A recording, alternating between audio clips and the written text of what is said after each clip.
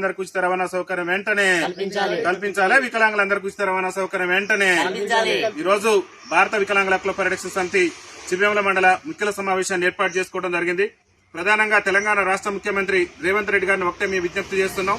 ఏదైతే తెలంగాణ రాష్ట్ర ప్రభుత్వం మరి కాంగ్రెస్ పార్టీ ఎన్నికల మేనిఫెస్టోలో చెప్పిందో వికలాంగుల సమాజానికి సంబంధించి ఉచిత రవాణా సౌకర్యం కల్పిస్తామని చెప్పేసి మీరు చెప్పినటువంటి అంశాల్లోనే, మీరు పెట్టినటువంటి మేనిఫెస్టోలోనే చెప్పినటువంటి అంశాన్ని అమలు చేయాలని చెప్పేసి భారత వికలాంగుల హక్కుల పరిరక్షణ సమితి తెలంగాణ రాష్ట్ర కమిటీ పక్షాన మేము గౌరవ ముఖ్యమంత్రి రేవంత్ రెడ్డి గారికి విజ్ఞప్తి చేస్తున్నాం. గతంలో ఏదైతే ముఖ్యమంత్రి గారు మరి మహిళలకు ఇప్పటికే ఉచిత రవాణా సౌకర్యం కల్పించారు. గత ప్రభుత్వాలు ఉన్న సందర్భంలో కూడా వికలాంగుల సమాజానికి 50% రాయితీ ఉన్నది.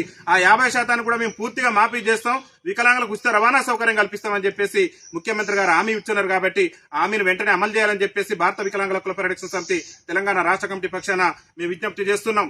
వికలాంగులకు ఉచిత రవాణా సౌకర్యం కల్పించే అంశంలో ముఖ్యమంత్రి గారికి మరి ఏం అడ్డంకులు ఉన్నాయో మాకు అర్థం కావట్లేదు. ఆల్రెడీ మహిళలకు ఇచ్చేసిండు.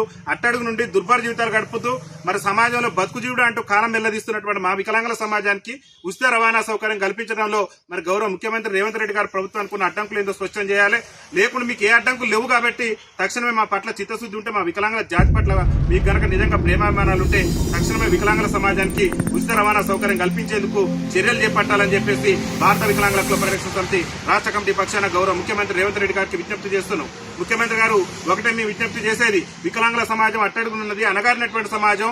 గతంలో కూడా మీరు 2014లో తెలంగాణ శాసనసభలో వికలాంగుల జాతి సమస్యల మీద పూర్తి అవగాహనతో మీరు మరి మాట్లాడిన సందర్భాలు కూడా ఉన్నాయి. మేము ఒకటే విజ్ఞప్తి చేస్తున్నాం, మా సమస్యల మీద, మా జాతి పట్ల మీకు కొంత అవగాహన ఉన్నది, మా సమస్యలు ఖచ్చితంగా పరిష్కారం అవుతాయని చెప్పేసి మేము భావించినాం. కానీ ఇవాళ మీరు ముఖ్యమంత్రిగా ప్రమాణ స్వీకారం చేసిన రోజు మా వికలాంగుల సోదరికి ఉద్యోగం ఇచ్చి వికలాంగుల పక్షపాతిగా నిలబడతారని మేము భావించినాం. కానీ ఇలా మహిళలకు గతంలో 50% కూడా లేని మహిళలకి ఇవాళ ఉచిత రవాణా ఇచ్చారు. దాన్ని మేము స్వాగతిస్తున్నాం. కానీ 50% రాయితీ ఏండ్ల తరబడి ఉన్నటువంటి వికలాంగుల సమాజానికి ఉచిత రవాణా సౌకర్యం కల్పించే విషయంలో మరి గౌరవ ముఖ్యమంత్రి రేవంత్ రెడ్డి గారి ప్రభుత్వానికి ఉన్న అడ్డంకులు ఏదో స్పష్టం చేయాలి.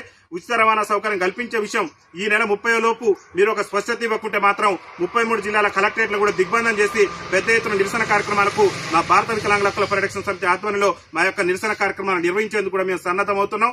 ముఖ్యమంత్రి గారు వికలాంగుల జాతి పక్షాన మరి అండగా నిలబడే విధంగా, అభిమానం చూపించే విధంగా, వికలాంగుల జాతి బిడ్డలను కూడా సమాజంలో భాగం చేసే విధంగా ముఖ్యమంత్రి గారు ప్రయత్నం చేయాలి తప్పితే ఏదో కేవలం పత్రికల్లో, పేపర్లో ప్రకటన కోసం ఒక్కరిని బాగు చేసి దేశం మొత్తాన్ని ఉద్ధరించాలని చెప్పేసి ప్రకటనల కోసం ప్రయత్నం చేయొద్దని చెప్పేసి కూడా మేము ముఖ్యమంత్రి గారికి విజ్ఞప్తి చేస్తున్నాం. ఇవాళ వికలాంగుల బ్యాక్లాగ్ ఉద్యోగాలు కూడా భర్తీ చేయాలి. మీరు మొన్న మా సోదరు రజనీ గారికి ఉద్యోగం ఇచ్చినందుకు మీకు చేతులు జోడించి ధన్యవాదాలు తెలియజేస్తున్నాం. కానీ అట్టడుగు నుండి పీజీలు, పిహెచ్డీలు పూర్తి చేసి ఇవాళ బతుకు జీవుడు అంటూ కాలం వెల్లదీస్తున్నారు మా వికలాంగుల జాతి బిడ్డలు.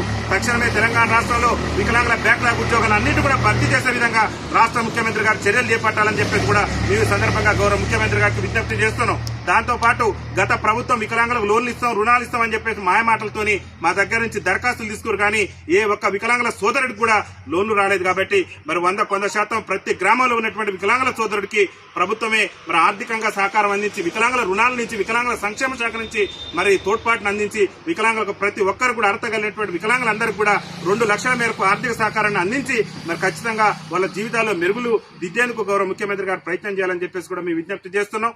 గతంలో దరఖాస్తులు తీసుకున్నటువంటి దరఖాస్తుల్ని మళ్ళీ పునఃసమీక్షించి ఎవరైతే దరఖాస్తు చేసుకున్న మా వికలాంగుల సోదరులు అందరికి కూడా మరి రుణాలు ఇచ్చే విధంగా ప్రభుత్వం ప్రయత్నం చేయాలని చెప్పేసి కూడా మేము విజ్ఞప్తి చేస్తున్నాం. అనేక మంది మా వికలాంగ సోదరులు ఇల్లు లేక అల్లాడుతున్నారు. ఇల్లు లేని నిరుపేద వికలాంగులందరికీ కూడా ఇల్లు కట్టించాలని చెప్పేసి విజ్ఞప్తి చేస్తున్నాం.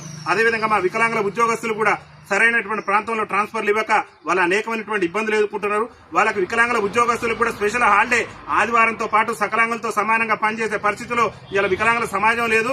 అన్ని రంగాల్లో మమ్మల్ని వాడుకుంటున్నారు. మాకున్న రిజర్వేషన్ ప్రాతిపదికనే సకలాంగులతో సమానం కాకుండా వికలాంగులకు అదనపు హాలిడే కూడా ప్రకటించాలి వికలాంగుల ఉద్యోగస్తులకు అని చెప్పి భారత వికలాంగుల హక్కుల పరిరక్షణ సమితి తెలంగాణ రాష్ట్ర కమిటీ పక్షాన మేము విజ్ఞప్తి చేస్తూ ఏదైతే అవుట్ సోర్సింగ్ కాంట్రాక్ట్ ఉద్యోగస్తులు ఉన్నారో మా వికలాంగ సోదరులు వాళ్ళందరూ కూడా ప్రభుత్వం పర్మనెంట్ చేసేందుకు కూడా కృషి చేయాలని చెప్పేసి విజ్ఞప్తి